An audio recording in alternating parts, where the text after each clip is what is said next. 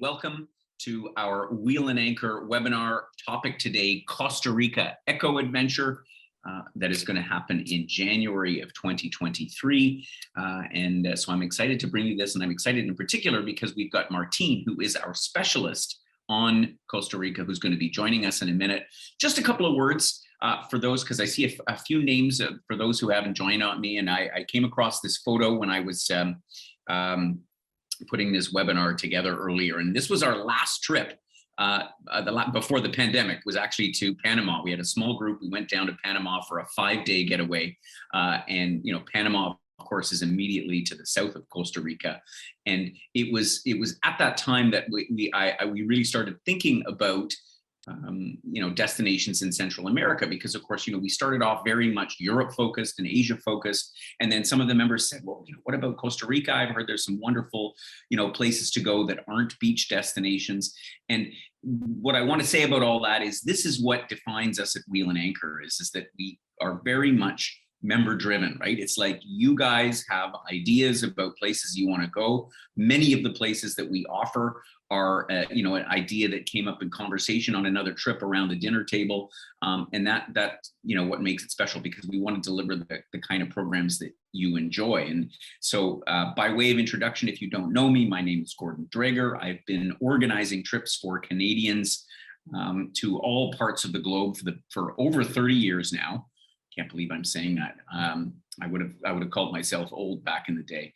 I come from a background in hospitality. I wrote a book on this subject a couple of years ago. Some of you may have even got a copy of it. I wanted to do a whole book launch tour, but that was all scheduled for when the pandemic started. But the point being is that our philosophy of Wheel and Anchor is about hospitality. It's about bringing like-minded travelers together to have a good time exploring the world, enjoying each other's company, becoming, we left out the slide about becoming connected and becoming well-traveled, and really getting a sense of this great world that we live in. So let's introduce first of all the team today who's joining me. My name again, Gordon. I think most of you know me. And we've got Paula, who is our senior trip specialist, and Joel hiding in the background as usual. And perhaps most importantly today, we have Martine, who is hiding behind a black screen. There she is. Look at that with the big, it's a macaw? Is that a macaw? No, it's a toucan. It's not going to attack me. I'm good. They are quite vicious, actually. You're going to learn about them on the trip. They're beautiful, but you don't want them as a house pet. So just a couple of words. Martine is our host for this trip, and is the one who was working closely with our team, with Elsa, to put this trip together, because Martine, you've been dealing with trips and bringing people down to Central America for, is it more than 15 years, I think you were saying? Yeah, no, absolutely, for a long time. And I consider it my expertise, Central America, Costa Rica specifically, because that's where I live most of the year as well. And so I'm really excited about having all of you on this webinar today, so I can feel like I'm at home, because right now I'm in Ottawa and it's gray. And I cannot wait to get back to my sunny home of Costa Rica. Exactly. So let's talk about that then. Our plan today is to bring you, our members, our travelers who interested in the biodiversity of Central America. And that's really the important part that I want to talk about, is that this isn't, most of us think about Costa Rica in terms of, oh, it's a place to go to the beach and you can book Air Canada Vacations or Sunwing and go and hang out on the beach. That's not what this trip is about. And so I, and more importantly, Martine, are going to take you on a little adventure through Costa Rica and what we can expect to do on our trip in January of next year. So I'll give the overview of the map, and then Martine, for the most part, is going to describe the experience, because she's obviously been to all these places and knows it like the back of her hand. Everything in Costa Rica pretty much starts at San Jose, which is the capital city and primary airport. Of course, for those of you that may have been to Costa Rica before, there's another airport up in Liberia, up in the northwest. But we're going to be flying into San Jose, which is great because there's all kinds of connections nonstop from Toronto and from other cities in Canada as well. And we'll all meet there and have a cocktail in San Jose, and then we'll head overland for the first part of the trip, which will be at Cheripo, one of the highest mountains in all of Central America, and the whole nature reserve around there. And that biosphere, which differs quite greatly from the second part of our trip down in the Osa Peninsula. Again, Martine's going to talk to us all about that. So we're going to do all that overland. So you get to also pass through the Costa Rican countryside as you go from mountains down to jungle and coast. And then for those who are only interested in the eco adventure part, you can, we'll fly you back up to San Jose to go home. Otherwise, we've stuck on a beach extension part in Manuel Antonio, which I love. That's one of two places I've been to in Costa Rica. I've not done all this fabulous stuff before. And so, you know, after spending a bunch of time in the jungle, it's also nice to do a little bit of beach time. So that's optional. And then back from San Jose. So let us now plunge into the forests of Costa Rica and look at the itinerary day by day. And so when you arrive in San Jose, Martine is going to greet you. We'll be here to greet you. And we're going to spend the first, just to gather everybody who will be coming from different parts of the country, we'll spend the first overnight, I guess, right in San Jose. You picked out a little hotel. I take you have other guests staying at. So let me explain a little bit. So everyone will arrive at different times. Someone coming from Winnipeg might come at a different time than someone from Toronto. So if you arrive early, we'll invite you to go and explore around the valley. So we're actually going to be staying at a small little boutique hotel very close to the airport, so that if someone arrives very, very late, they don't have to go all the way to downtown San Jose to get there. Also, we're kind of avoiding the city center this year for sure. With everything going on in the world, we try to avoid the busy city centers, but this is a hotel I use for, that we use for all of our groups that go to Costa Rica. So it's a really beautiful little boutique hotel. And so when you arrive, if you arrive early enough, you might want to go do a coffee plantation tour. You might actually want to go into San Jose proper, grab a taxi or an Uber and get down there and go see, for example, the National Theater. We have a few really great museums like the Gold Museum, the Jade Museum. There's also markets. If you're a photographer, you'll want to definitely take photos of that. So it's a great opportunity to explore a little bit of downtown if you want, or the environment, like even going to one of our close by volcanoes, like Poas, for example, or Turrialba, or not Turrialba, sorry, the other one. I forget the other one now. Let's stick with Poas for the sake of this presentation. And then from there, we're going to gather tonight, this first night, for a group dinner, which will be in the hotel's restaurant, which is one of my favorites actually in the whole valley. So it's actually wonderful like that. Yeah, fantastic. And I take it, Martine, for those that actually want to really take advantage of that day, you could book a pre-night and come actually a day earlier, particularly if the flight connection results in a later in the evening arrival, so that you could really enjoy the full day in San Jose. So, and so after that first night, dusting off the cobwebs of air travel down to Costa Rica, although it's not that far. This is probably one of the closest trips on all of our wheel and anchor adventures. You'll then drive down to Rio Cheripo. So just give us a brief overview, that experience of driving down into the volcanoes, because the landscape is incredible. So basically, again, like you mentioned earlier, the mountain of Cheripo is considered one of the highest in all of Central America. It's the highest in Costa Rica. So we're actually driving towards the mountains. We're actually going upwards, and we're going to be driving through some incredible landscapes. So if you're a photographer, we may even do a few stops along the way, because there's some beautiful valleys and things that you may want to capture there. And even just to feel the cool air of the mountains, because we're going to be going from the valley and into the mountains. We're already at a higher elevation even when you arrive in San Jose, but we're going a bit higher. And then when we get basically to the area where the lodge is, this is where you're going to start seeing really sort of more of the cloud forest environment. And we're going to head to Canan, which is the little town where our hotel is located. So we're going to talk more about that. We're going to be about a 3,000 meters above sea level at this point. So this is the place in the world, I have to say, that's probably the best temperature. So you have beautiful warm days and the evenings are cool. So you don't feel like that tropical heat feeling of Costa Rica that a lot of people sometimes fear. You don't have it here. So here we're going to start you off very comfortable in this incredible place called Rio Cheripo. And so basically I wrote down, again, I always forget what Cheripo means, because there's Rio Cheripo, it's the land of the eternal waters. That's what it means. So there's a beautiful river that runs off of the Triple Mountain and is within the property. And so you're going to be surrounded by this incredibly lush, landscape. You have this beautiful river that runs through it. And we're going to be basically totally immersed within the environment, which is beautiful. And we're using small scale eco lodges on this trip. Okay. So this is meaning, basically your private chefs, your private guides. It's meaning, your private small hotels. I mean, we have just so many rooms. It's not like these huge places. So it means you're going to have pretty much just our group there and really just enjoying the ground. So we have this beautiful pool. We have a few hot tubs as well on the property. One is a cedar tub by the river, which, by the way, you might find me there. If you don't know where I am, I'm in that tub.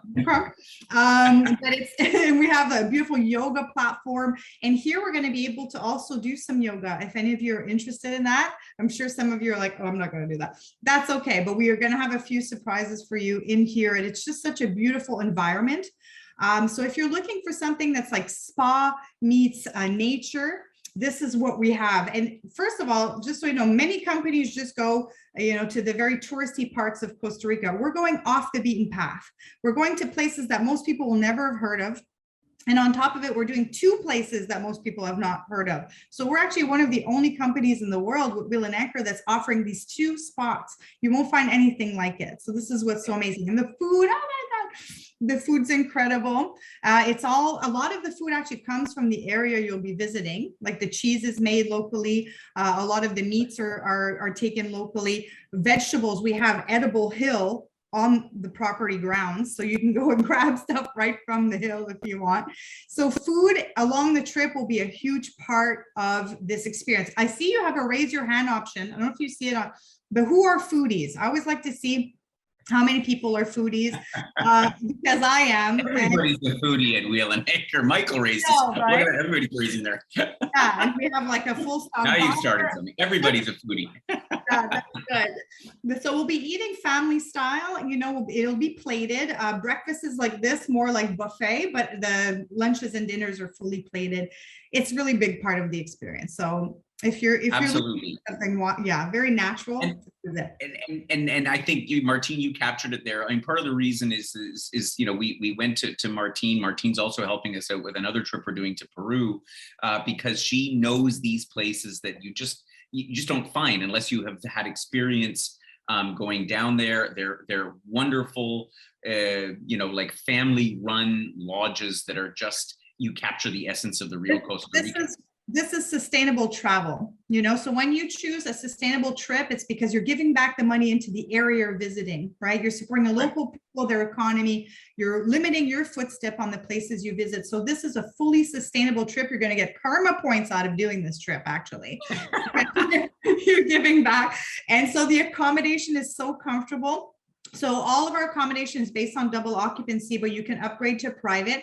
The one you just saw, the room, is one of our standard rooms. So it can come into a king bed, or it can be 2 single beds. But we also have upgrades from that. Gorgeous cabanas, beautiful larger rooms. So if you want to upgrade, if you're 2 friends and you want to have a bigger, fancier room or cabin, you just let us know and we can upgrade you there as well.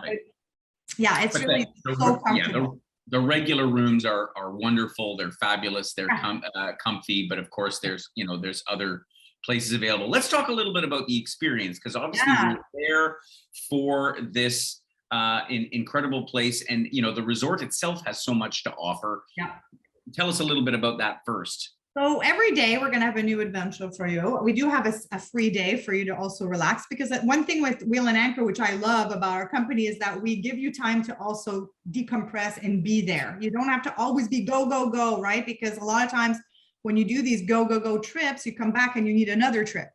So we don't want that. We want you to, and we're starting off in the mountains for a reason. We want you to, really ground yourself and be surrounded by nature and refill your batteries, which often, get, taken down by our lives back home. Exactly. So we're going to start by bringing you to the incredible botanical collection gardens, which we call the secret gardens. It's not really a secret, but really it is, because not that many people know about it. And we're going to do a guided tour through the secret gardens with the owner. as well as myself. This is one of my passions also is flowers and plants and just the medicinal sort of aspects of it and stuff. So if you're interested in getting a lot of information, you want to stick closer to the front.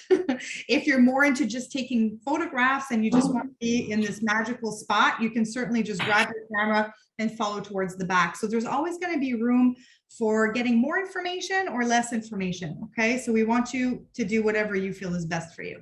And this is such a beautiful place. You're going to see so many incredible flowers, heliconias, and all these different flowers that are tropical. We're also yeah, go ahead. I was going to say, and that's like basically right there on the property. We don't even have to go anywhere to experience. It's 20 minutes by foot. And again, so we want everyone who's joining the trip to understand that there will be a lot of walking in this trip on uneven terrain. Sometimes Thank you for bringing that up. Yeah, sometimes a little bit of incline, sometimes a little bit of decline. But in general, even if you aren't someone who walks a lot and feels like top notch in your physical self, you'll be able to do this trip. Okay, we have ways around what we do to make it available for everyone that joins. But I do want to say you'll get a lot out of it if you are feeling more active and you want to be out there. So like even the rooms we talked about, you're not going to spend a lot of times in your rooms. You're going to be really experiencing this incredible nature. And so one of the places we're going to walk to is the Secret Gardens, but this Cloud Bridge Reserve, we're going to obviously drive to because it's a little bit further. And once we get to the Cloud Bridge Reserve, we're going to enter in the Cloud Bridge Reserve, just to give you an idea, is over 300 hectares of basically secondary forest, cloud forest, and primary cloud forest. So this is where you could potentially see the resplendent quetzal, which is not as easy to see here than other parts, like for example, San Gerardo de Dota, which is very close to there. There's these little trees with avocados on them, aguacatitos, and so this is where you would go and see more of these birds. But we'll be able to see other kinds of wildlife within this park. And so can you define, because this notion of cloud forest comes up. Yeah. And so just give us a brief explanation. What does that mean exactly? So basically we're at a higher elevation, therefore the trees and the plants are actually touching basically the condensation, which are the clouds. And so a lot of you'll see the flowers, they have like, some of them will have like almost like fur on them. And so they're catching the condensation, and that's how the plant is feeding itself its water. So it's just a different environment. There's not necessarily as much rain as the rainforest. So the rainforest is the second thing we're going to go to, and that one can receive a lot of rain. The cloud forest doesn't actually receive a lot of rain, but the condensation in the clouds is what permits it to actually thrive. Right. Mm-hmm. Exactly. Mm-hmm. Exactly. And so we're going to be out for the day. When you come back to the lodge, obviously you get to pamper yourself with a little bit of luxury, a little. Yeah, it's like, imagine it's like the best of the all-inclusive. You know, when you go to an all-inclusive, you always have thousands of people around you and you're always fighting for your lawn chairs and stuff. Here, no. But then you have the pool and you have the hot tubs and you have this environment around you. And we're even going to surprise with a few things in the afternoons when it's free time. You know, you might be like, oh, what's going on? I won't tell you, it's a surprise, but it's a lot of fun. So there's like a good balance of rest and activity in this trip. So it's almost like an all-inclusive, except we have it almost all to ourselves, Exactly. which is the beautiful part.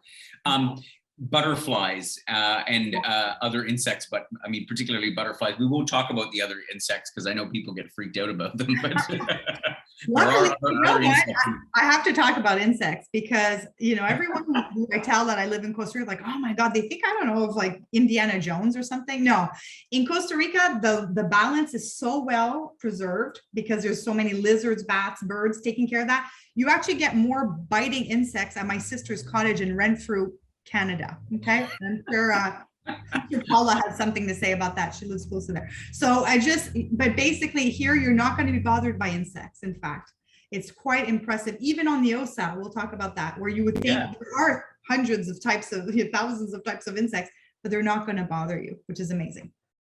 That's fantastic. Yeah, let's talk about butterflies. Let's talk about butterflies.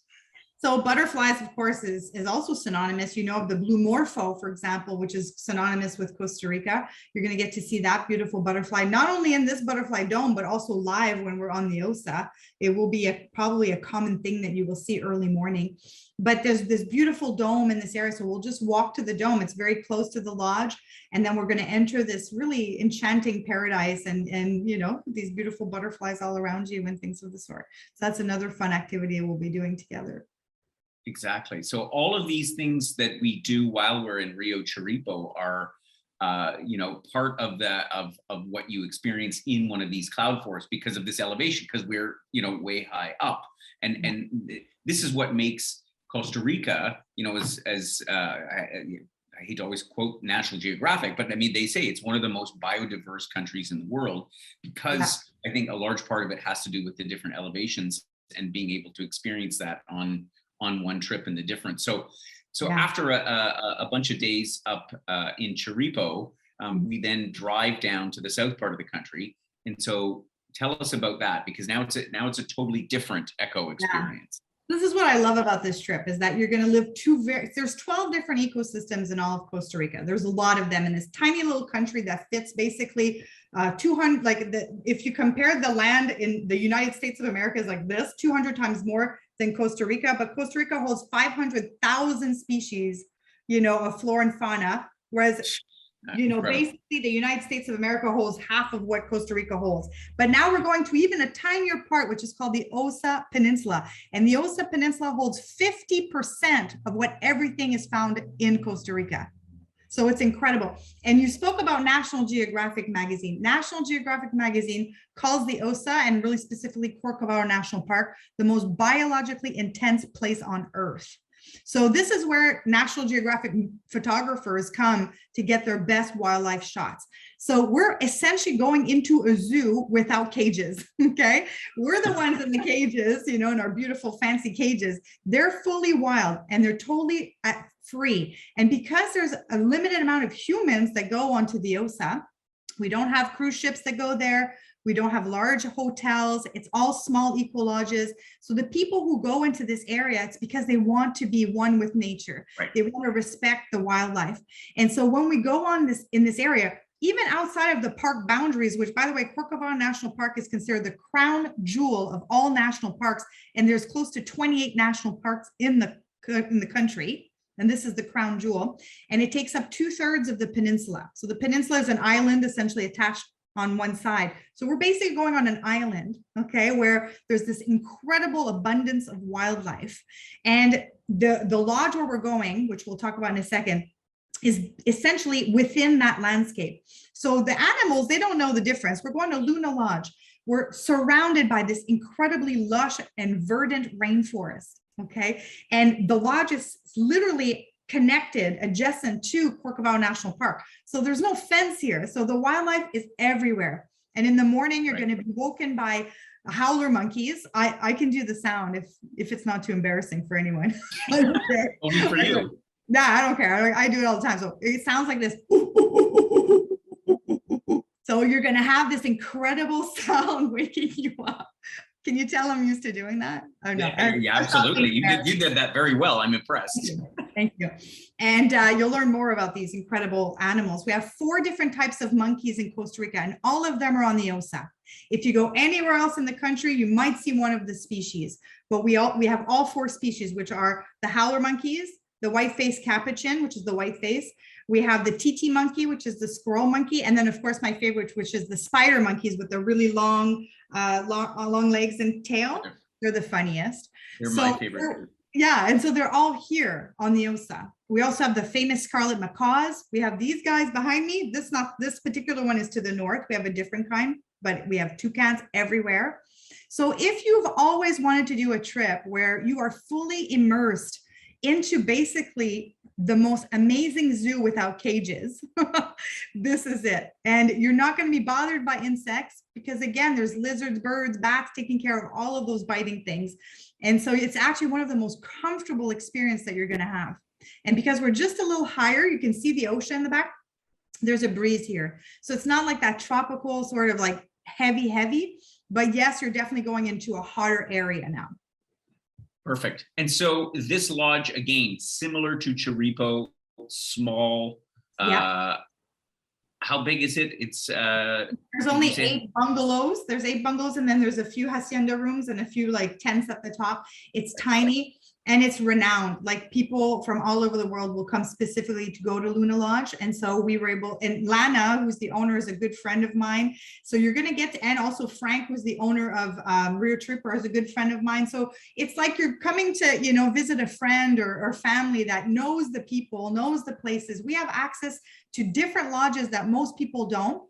We're going to talk about this in a sec. We have access to another lodge, which is incredible. So by coming with us, Wheel and Anchor, you're going to have access to things that normal people won't have access to. That's the other thing. So again, we have your private chefs, your private guides, your own hostess with the mostest, who's friends with everyone here in this area.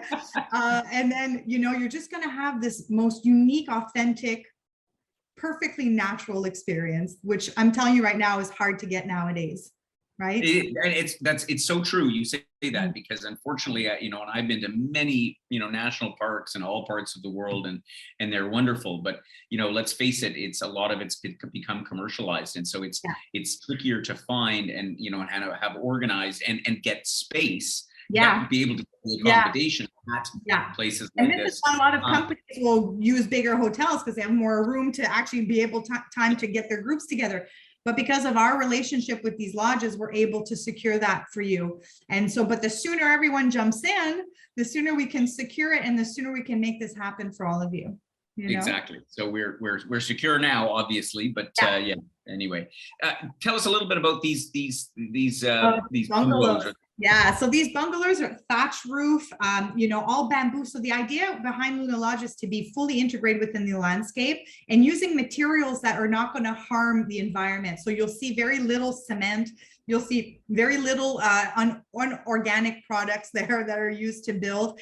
And so I don't know if you can go to the next photo. I don't know if it's going to show another side of the bungalow perhaps.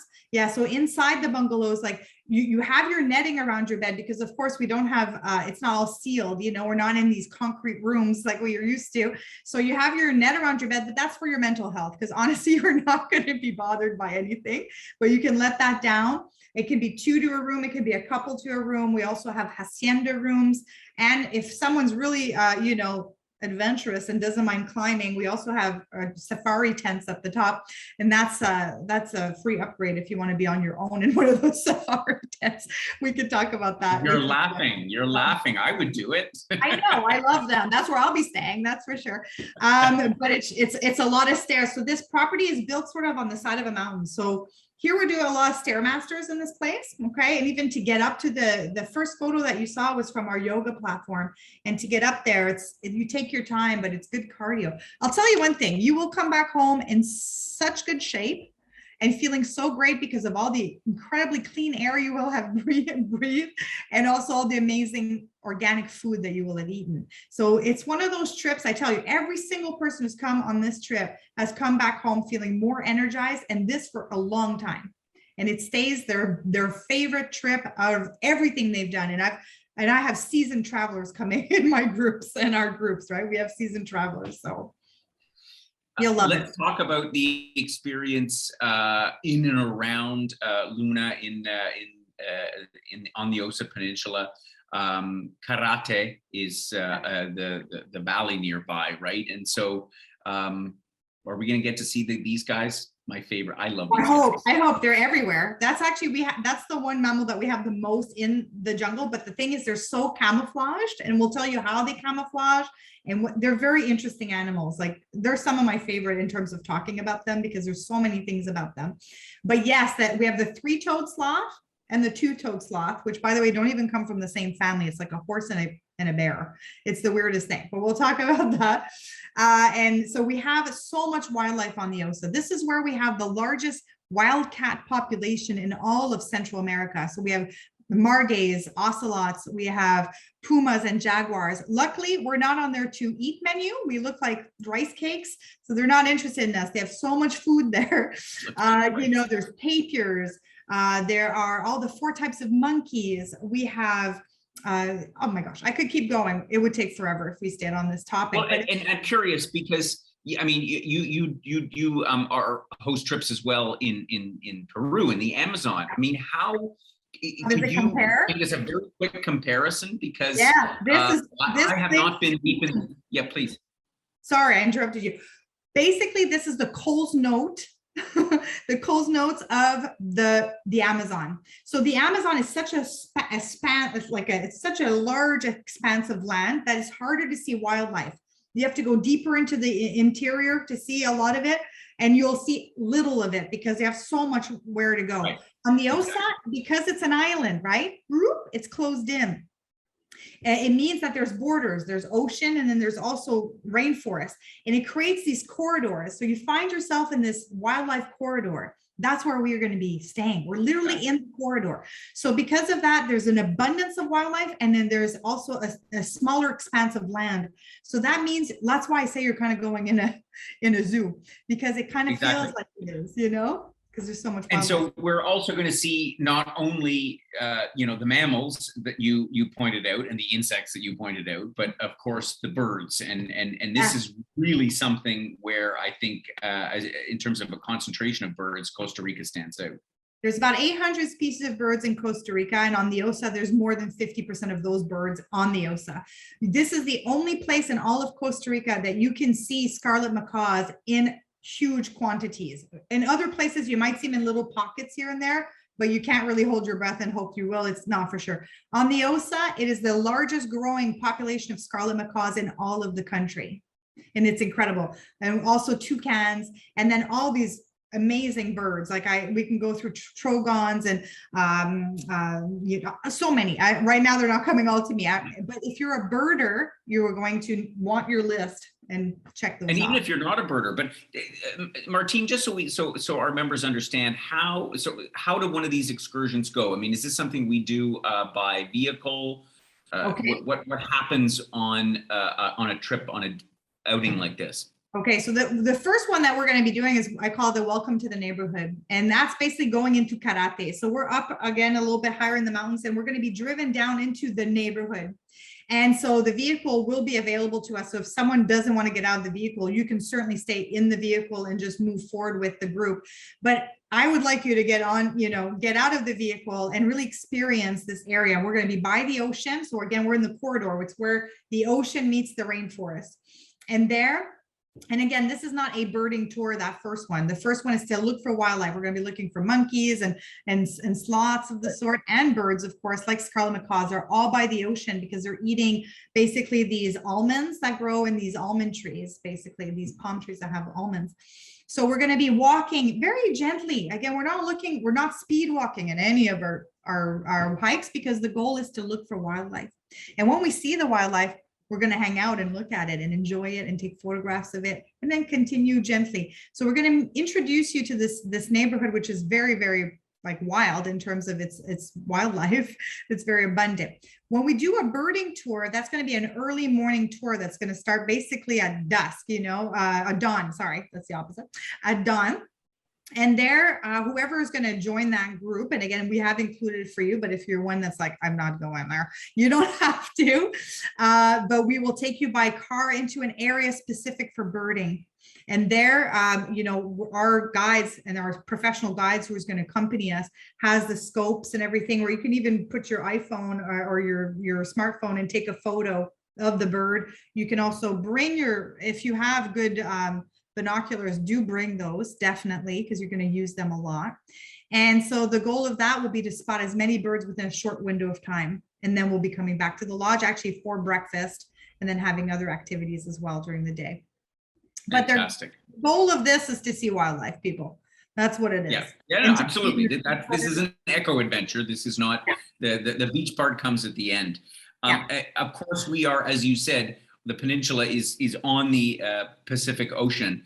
And I think that's important to mention as well, Bosque del Cabo. Yeah, we are by the beach. I mean, on your free time in the afternoons, the lodge for a very insignificant amount, and I feel like I may have included that anyways, but we'll drive you to the beach. If you just want to go to the beach and hang out for a few hours, the ocean there is very strong. It's the full Pacific coming at you. We swim. all the time, but I will be doing a 101 for the ocean, because it's not like going to Veradero, Cuba, where, you know, the water just gently comes in and out. There's big waves and stuff, and there's times where you should swim and times where you shouldn't based on the rip tides and stuff. But it's the most gorgeous beach. It's the most gorgeous beach, you know, so we might go do a beach walk at one point and just go enjoy that together if some of you like to do that. So it's, yeah. But yeah, and so that's sort of the added bonus that is there and available. I mean, we've obviously added an extension on at the end, really, which is really the beach part of it, because the focus here is all of the activities and excursions. We're just touching on some of them because, you know, I think Martine will keep everybody busy from dawn, as you mentioned, until you're ready for that first sunset cocktail. Yeah. So, it's the tip of the iceberg, and there's a lot of stuff underneath it. Here's an important day, which is a day that we've designated either free or, for those who are hikers, an opportunity to go into Corcovado itself. And so it is an option only because we left it extra because it does require hiking. So tell us about the Corcovado Day. Yeah, so Corcovado is sort of like that bucket list hike that people want to do. A lot of people come to Karate specifically for Corcovado National Park. Again, it's the most important of all national parks in the country. So we hire always professional guides. Guides is a protected profession. Guiding is a protected profession in Costa Rica. So again, when you come on our trips, you're supporting the locals because that money goes back to the local guides. So we have a professional local guide that's going to take you into Corcovado. This is a minimum 4-hour hike, maximum 8 hours. Okay, depends how far you go in, because what is going to happen is the group who's going to go basically at dawn again will go down to the main road, and we'll start hiking from there into the park. And as far as you go in, you know, you have to come back the same amount. So if you go in 3 hours, you come back 3 hours, right? If you go in 4, you come back 4. And the goal is that, again, you're in a corridor. So you have the ocean on one side and you have the rainforest on the other. So it pushes the wildlife within that corridor. And it's so weird. The wildlife, they're so smart. They know that they're protected within this park boundary. So they act very differently. All of a sudden, they're not as scared and they come closer. But we do not feed animals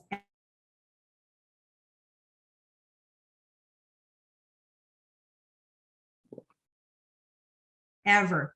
That is their ability to feed themselves, like in other parts of the country. It's happened, and we really want people to just stay, you know, on the paths and really just observe. But the monkeys can be almost, you can touch them, really, but you don't. And yeah, so I mean, as you say, this is a highlight if you're a hiker. But yeah. I think because we don't want to dissuade anybody who's like, oh, it's, you know, I don't want to go on a big long hike like that. There are still lots of other things and opportunities and excursions and things to do at the lodge. So this is an either or. You don't. I mean, you don't miss any. Well, I mean, you miss going. Well, if for those back, we're going to offer you to go with us to a waterfall, for example, or even walk again in the neighborhood to go look for wildlife, or just even on the property, because it's all there. You know, but you have to be ready to do very much uneven terrain in Corcovado National Park, and there are some inclines and going down and ups. So you have to feel comfortable with that if you're going into. But it'll be well worth it. It'll be worth it, if nothing else, as an excuse to get to use December, the month before, to get in shape to be able to tackle Corcovado. So on the last day of our trip, we are also going to go out to Golfo. Golfo Dulce, the sweet Gulf. This is my favorite day. I kept the best for last. So that morning, we're all going to make sure we're packed the night before, where we have our last dinner and maybe some dancing and stuff. It's a great, beautiful place where we're at, Luna Lodge. And we will have seen so much wildlife. We will have really just been so energized by all of it. And then the last day, everyone leaves at the same time. And we head to Puerto Jimenez. We drop off our bags at the airport, because you actually will be flying that same afternoon into San Jose. So that basically evening, or that day, sorry, we're going to be going on basically a dolphin boat tour on the Golfo Dulce, which is the deepest tropical fjord in the world. So it's one of these areas where it goes down thousands of feet. And in there, we have humpback whales. We have basically three types of dolphins, bottlenose, for example, the spotted tropical. And then we also have whale sharks. And at the time of year you're there, we may even see any of those things as well. Wow. And the great thing is there's not 20 boats here. It might be just our boat, right? So again, we're doing something very off the beaten path.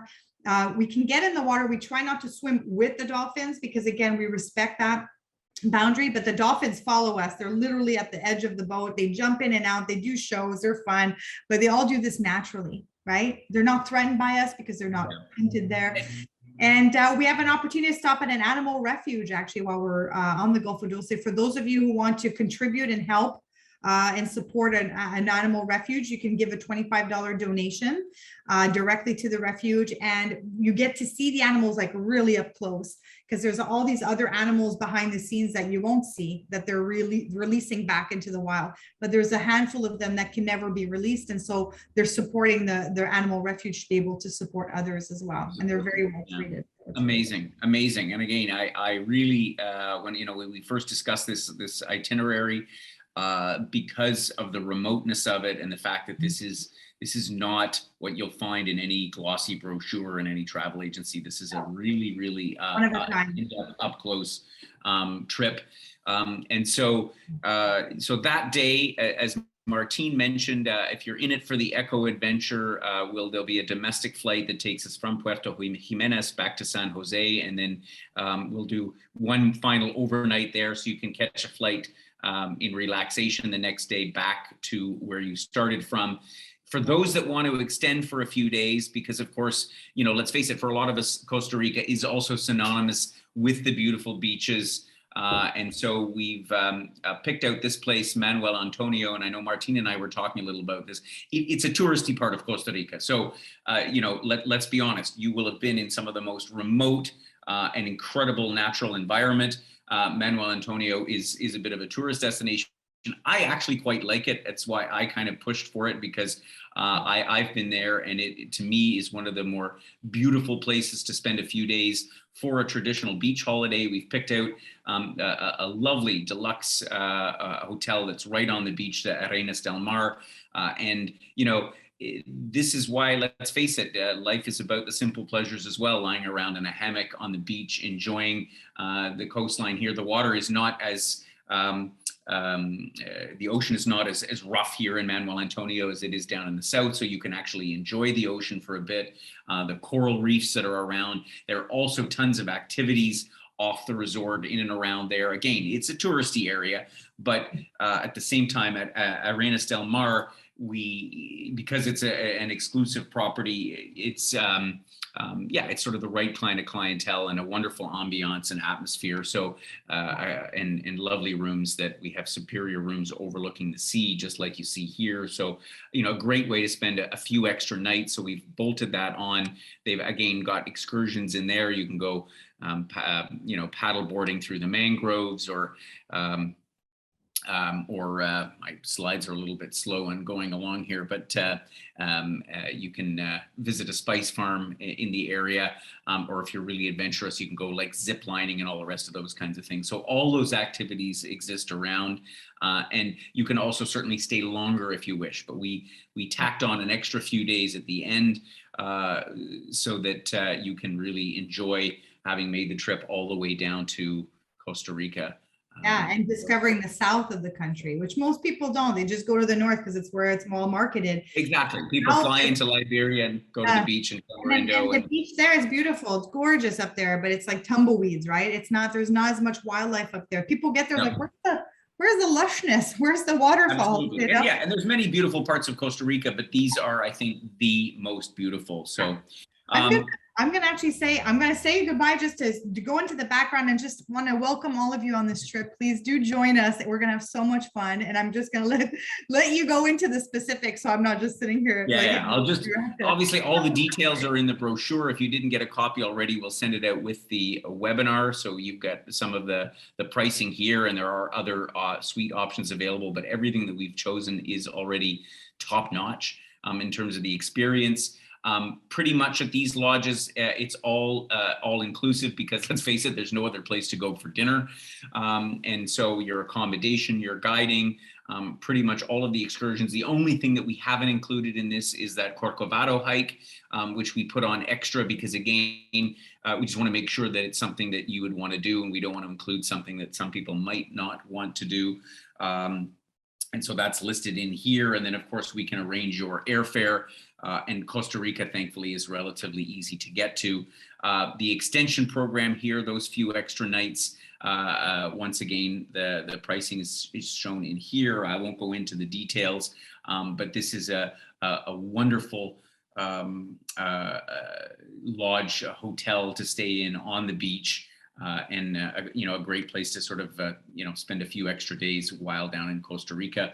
And down there, you can basically choose what it is that you want to do. But having had a pretty, I don't want to say strenuous, but a pretty fully packed experience in Chiripo and in Osa, you may or may want to do any excursions or just enjoy this wonderful hotel itself. So as you may or may not know, getting down to Costa Rica is usually around $700 to $1,000 in January, depending on a number of different factors.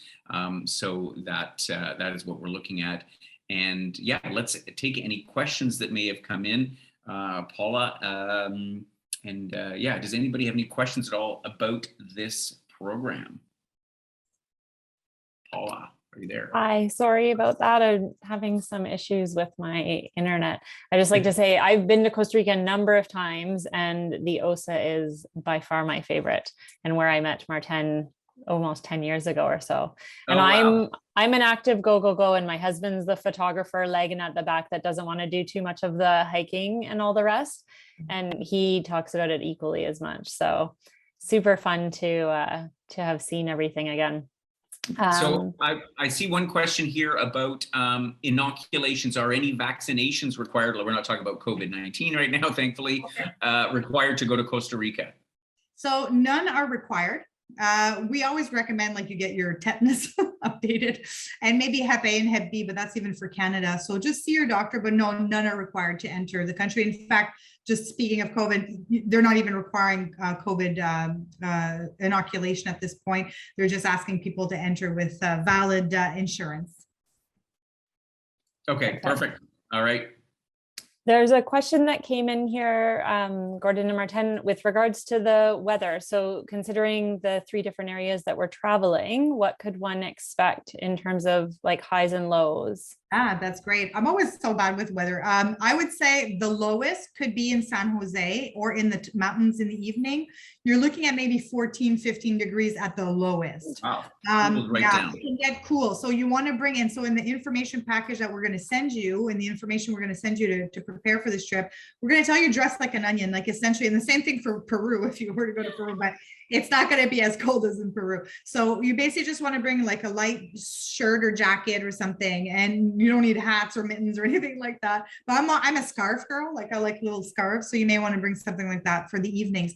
Other than that, it can get as hot, in the mountains, we're going to be in the high 20s, but a comfortable high 20 and very dry. So it's not going to be very sticky. When we get into the Osa, when we're hiking, it can get pretty warm. I mean, we can be close to the 30s for sure.